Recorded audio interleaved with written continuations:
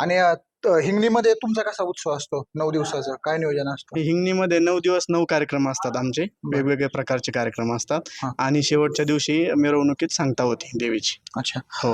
मग यातून तुम्हाला असं वाटतं की हिंगणीमध्ये एक असं कायमस्वरूपीचं एक भक्कम असं देवीचं मंदिर असावं, दरवर्षी तुम्ही हे करताय तर? नाही, आमच्या गावामध्ये भरपूर मंदिर आहेत. हा. पुरातन गाव आमचं हिंगणी गाव नावाजलेलं गाव आहे. हा. त्याच्यामध्ये देवीची मंदिरं पण आहेत.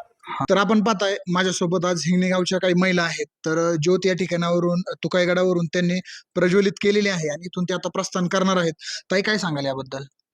सांगायला अतिशय आनंद होतोय की गेल्या 3 वर्षापासून आम्ही तुकाई मंदिरापासून ज्योत प्रस्थान करत आहोत आणि यामध्ये संतोष भाऊंचं आमचं सहकार्य असल्यामुळे आम्ही हे करू शकतो. आणि ही ज्योत फक्त आम्ही महिला घेऊन जातो, पुरुष किंवा मुलं यांचा कोणाचाही यामध्ये सहभाग नसतो.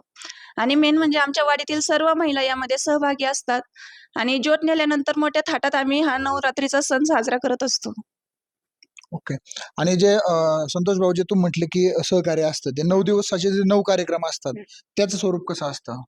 लहान मुलांसाठी संगीत खुर्ची वगैरे ठेवतो, कधी डान्सचे कार्यक्रम वगैरे असतात.